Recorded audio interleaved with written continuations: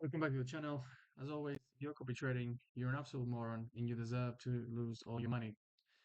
And with that out of the way, we're going to look today at a stock called Lam Western Holdings, ticker LW. And what these guys do, they are a potato manufacturer, as boring as that sounds. So we can see that these guys produce frozen potato chips for restaurants. Uh, and they also distribute and market that across a number of countries: United States, Canada, Mexico, but also in Europe. So the company is based in Idaho, although, as we will see later, has its operations in the river basin of Colombia, which is important for the thesis of the trade.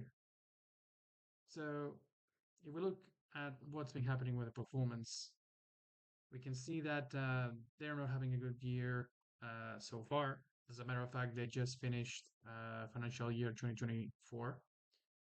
You can see we get misses on sales, EBITDA, EPS for 2 consecutive quarters.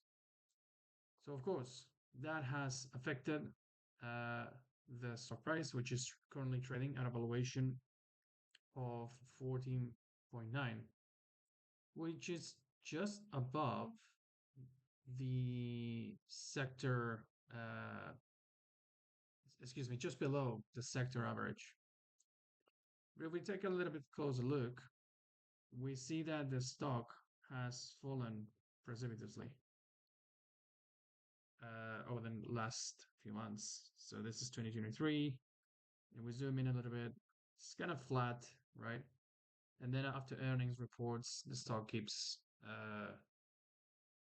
falling quickly. It's had a little bit of a recover, currently at almost 67, down from 70, mid 70s. But I think that there's room for this stock to continue falling. So if we look at the price target, we see that's still on the low end. So likely I would time this to be a little bit more aligned with the consensus, um, or a little bit closer to the blue line that we have here. But it is important to bear in mind that we are looking at the future prospects of the company. And as you can see here on sales, EBITDA, EBIT, EPS, all of them have been slashed down. And why was that? Well, this is a company that did okay in the years following the pandemic. Let's zoom out a little bit again. And you can see here that in 2022, when inflation was becoming a real problem, this company was actually doing okay. What's changed now is that there is fatigue out there in the consumer, and the reason why were doing okay is because they had the ability to pass the price onto the consumer, right? So they were passing inflation onto the consumer.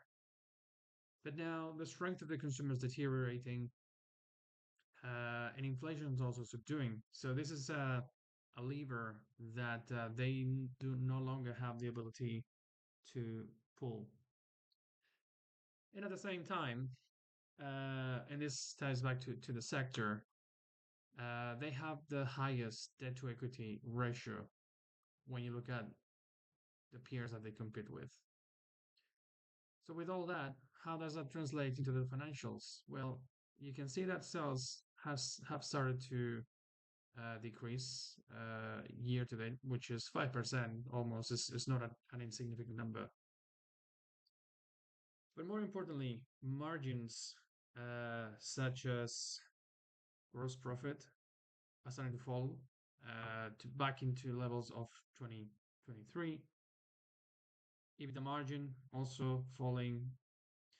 In market cap, you can see that is gone down significantly, whilst total debt is at an all-time high.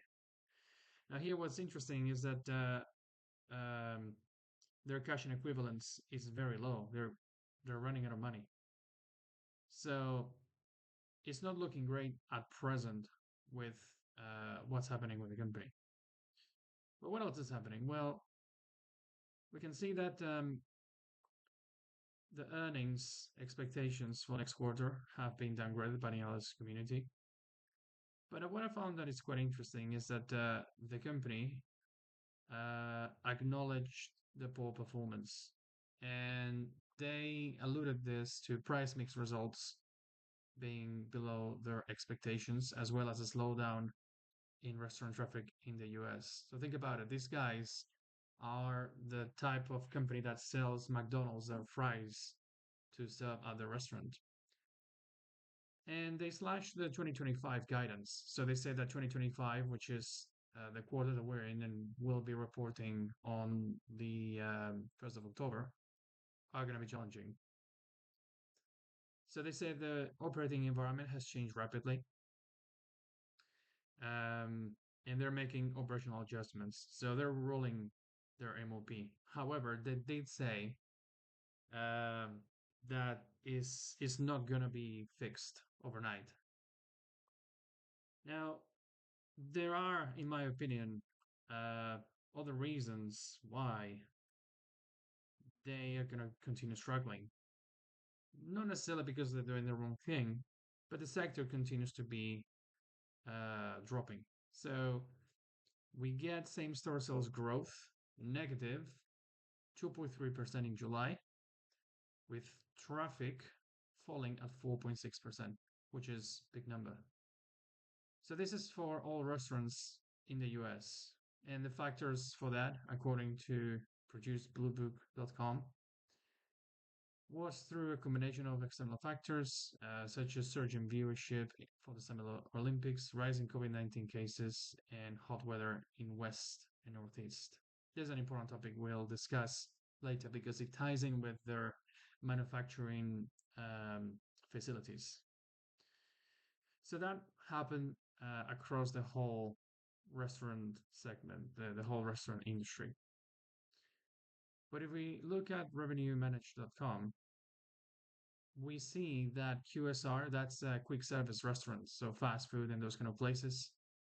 In August, the traffic for these kind of establishments declined by 2.1% year on year. Now, that was a little bit better than in the previous month of July, which was down 2.5, but still is a negative. So overall, even though net sales were positive, traffic was down, and is simply driven by increase in prices year on year, but not because of higher consumption.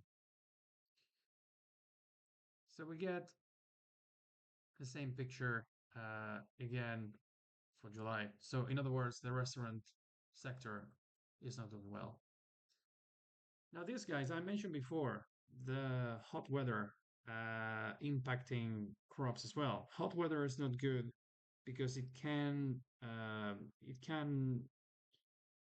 spoil potato crops. The reason for that is because potatoes protect themselves from the water release by stop growing.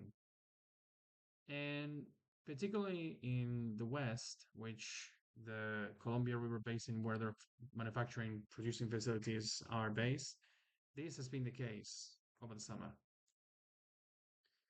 So now, if we look at the commentary from director of sales at Eagle Eye Produce, the commentary seems to be that the growing season started off strong. However, warmer temperatures and smoke created challenges. Now, that doesn't mean that the crop is going to be a disaster this year. It's going to be just slightly below normal, but it's definitely not helping, right? And if we look at agriculture farm update, the commentary that we are receiving as of June is that potato storage has reached a 19% increase from the previous year and is the highest since 2019. And that's in the Northwest, again, where these guys are based, is at 27.5% compared to last year, which is significant. So again, that's in the Columbia Basin. So think about it. If the storage is at massive capacity, that means that the demand for potatoes is just not there, and that is gonna impact the prices of potatoes. So also, it doesn't create an incentive to increase production, which, from what we established, is the basic business model of these guys. So not looking good uh, for these guys. Now, I mentioned earlier quick service QSRs. In the past, this is a proven driver, right? When the company was doing well, and this is in 2023, the increase in traffic in these places drove a 34% increase on their sales. So now we could see a continued downturn on their sales. But what we have to consider as well is the volume, the price mix and the volume. And when we look at the commentary from management, this is from the last earnings report. Uh, they acknowledge that everything's changing in the sector. They slash the 2025 guidance, and they anticipate that the volume will decline during the first half of the financial year. That's starting this quarter. So there's two factors for that.